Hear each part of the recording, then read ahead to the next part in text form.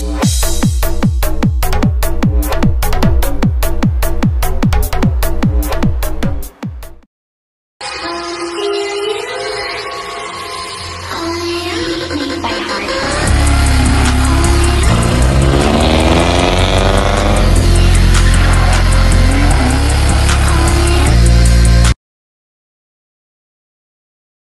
minulom videu ste videli, že v podstate som kúpil ďalší motor, keďže svoj som pridrel. Išiel som pre ňoho pomaly cez pol Slovenska, stál ma 700 €. S tým, že je dobrý, komplet nastrojený, hovorím jasné, zoberiem si ho. Len môj sme už vyťahli, tak hovorím, že len ho tam vsuniem, vybavené, nebudem nič riešiť, nebudem ho prestávať, nebudem tam dávať 6 valec, aby som nemusel prekopať elektriku, dám tam to, čo tam má byť, aj podľa papierov, všetko. Dám to tam, bude to lepšie, hento, toto. Hovorím, že OK, tak poďme preto, aj keď ma stal veľmi veľa peňazí, tak hovorím, že ušetrím si robotu, dám ho tam.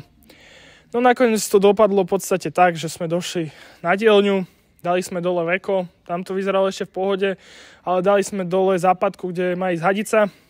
Tam bol najebanej vazelíny, zmiešaný olej s vodou, ružový, k tomu v tom motore by mal byť modrý. Modrá chladiaca zmes, takže sa zmiešala voda s olejom a to by tam určite byť nemalo, keďže to zapchá kanáliky a môže to zadrať motor. Tak hovoríme, že no tak tento motor tam určite nedáme. Tak sme začali aspoň dúfať, že mi budú pasovať aspoň ojnice a kľúka, keďže na tom mojom motore to bolo celkom zlé, nedala sa tá kľúka vyriešiť. Takže smola pokračovala, začali sme rozoberať komplet celý motor. Ešte medzičasom som vyťahol 1.6 z jedného auta, že tam použijem tú kľúku, lenže to sme zistili, že pasovať nebude. Takže ďalší problém, ďalšie zbytočné vyhodenie peniaze, ale to tak pri Bavoraku zjavne býva. Tak sme začali riešiť v podstate pre to, že prestávam ten motor, že zoberiem z tohto nového kľúku, ojnice, valce, piesty. Že zoberiem aspoň takto, tak sme to začali riešiť, prestavovať. A tak sme pomaly rozoberali, zistili sme, že kľúka je trošku inakšia, hrubšia, mohutnejšia a aj ojnice, že sú také väčšie, boli o pár milimetrov väčšie, ale hovorím, dobre, tak použijem ojnice z tohto nového motora. Našťastie to v mojom pôvodnom motore sedelo, to bolo jediné moje šťastie, lebo akože to už by bolo čo za nešťastie, keby mi tam to nesadne. Tak sa to tam proste dalo. Začali sme to pomaly skladať, všetky diely som v podstate zháňal tuto od pána, podnikateľa. Určite vybavíme spoluprácu s nemenovanou. Nebudeme tú značku menovať autodielov.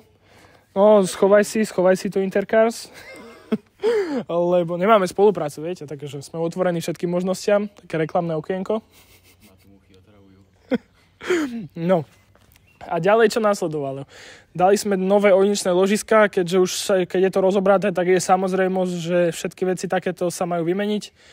Musel som zohnať aj kľúkové ložiska, uloženia kľúky, a to bol veľký problém zohnať. Dával som nové komplet všetky gufera, všetko, tesnenia, takže to bolo tiež celkom záhul, keďže jedna IS motor 103 kW je celkom ojedinelý. Tak sa to takto riešilo, ťahalo sa to možno aj preto mesiac a pol, celá prerábka motora. Cháni z KO Garage spravili robotu, trošku dlhšie, ale spravili ju, to je hlavné. A no čo, tak sme poskladali motor, preskladali sme ho. Začali sme riešiť to, že môžeme ísť štartovať. Motor sme vložili dnu, aj s prevodovkou, so všetkým. A motor naštartoval, ešte bez vody pre istotu, a lenže začalo... Dáme tam to video. Vydával takéto zvuky ten motor. A bolo to akože celkom dosť zlé, tak sme to rýchlo zhasli. Hovoríme, že volačo nebude v poriadku. Kamarát povedal hneď, že to bude asi skočený rozvodozub. Na naše šťastie to bol skočený zub do dobrej strany, keďže keby to je do inej strany, tak by sa mohli stretnúť piesty s ventilmi. A to by bol veľký problém, to by som ho mohol rovno vyhodiť. To sa našťastie nestalo. Tak sme to v podstate vyriešili takto. Nastavili sme rozvody, Zohnal som si aretačnú sadu, bez nej to radšej nerobte, lebo sa vám môže stať voľačo takéto a možno ešte aj horšie. Našťastie sme to vyriešili, spravilo sa to, bolo to fajn. No následne nastal ďalší problém s tým, že doskladáme auto, dali sme ho na vodu, všetko sme doskladali tak, jak sa má.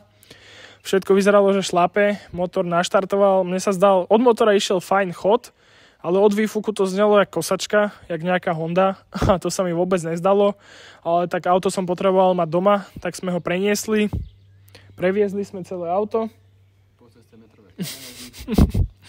No, celú cestu mi išli plamene z výfuku, keďže sme zistili potom, že boli cievky zapojené v zlom poradí, sme na to nedali pozor a zapojili sme to 1, 2, 3, 4, jak to bolo na YouTube, na Google, na obrázku.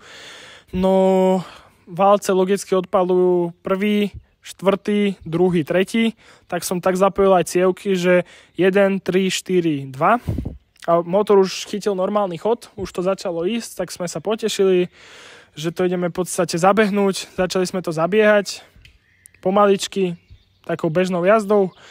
A nastal ďalší problém, že mi začala svietiť baterka, akumulátor. Vedel som, že mám starú baterku, tak hovorím, že OK. No zistil som, že mi nedobíja akumulátor. Akumulátor je baterka, alternátor. Dobre, díky.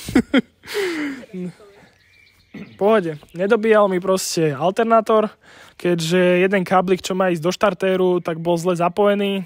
Bohužiaľ sme si to nevšimli, skladali sme to v rýchlosti. Tak som si ja sám už povedal, že už to nebudem ťahať kamarátovým, ani nič, že to zvládnem aj sám. Tak som rozobral za spolu motora kvôli tomu celé sanie, všetko. Prepojil som ten káblik tam, kam má ísť a auto zrazu išlo na 4 z otáčok a nechcelo ísť nižšie. Potom som to vyriešil tak, že som musel ešte raz prestávať sanie, keďže začalo ťahať falošný vzduch. To bolo našťastie rýchlo vyriešené. No a čo nastalo ďalej? Hovorím, že už to je v poriadku, konečne to ideme zabiehať, paráda. Pol dňa som sa vozil a cítili sme benzín v aute. Hovorím, že kokos, čo sa deje? Tak sme vyriešili, jak sú streky, tam je jedna taká západka, cez ňu tiekol benzín, slzil, tak som to vymenil, mám druhé streky, tak som to tam dal z tých. A hovorím, OK. A aj tak sme ho ďalej cítili, hovorím, že to je normálne. A potom pozeráme pod auto a normálne cicerkom išla z hadice benzínovej voda. Tak sme to začali riešiť. Voda z benzínovej hadice. Benzín šláhal z hadice a normálne mi prúdom vytekal benzín z nádrže, takže možno aj preto to malo takú veľkú spotrebu. Tak sme to zatiaľ nevyriešili, zaháňam hadicu, keďže je víkend, tak zajtra ho hádam zoženiem. Už sa to hádam vymení a popri tom, kým sa toto deje, tak sme začali robiť celolak, keďže v papieroch mám fialovú metalízu a na aute je všetko možné, ale fialová to veru není. A to som si všimol až po predaji, po kúpe, po prepisu, po všetkom, až potom ma napadlo to pozrieť. A je tam úplne inakšia farba, ale však neriešim, mohla sa stať chyba pri prepise, keďže je to celkom bežné pri týchto autách, tak som začal riešiť farbu. Už je to šťastie nastriekané a robíme to sprejmi, ale o tom asi spravíme zvlášť video, lebo to už by bolo toto na dlho. Asi toľko k tomu. Zatiaľ. Takže táto druhá časť by som ju asi aj ukončil.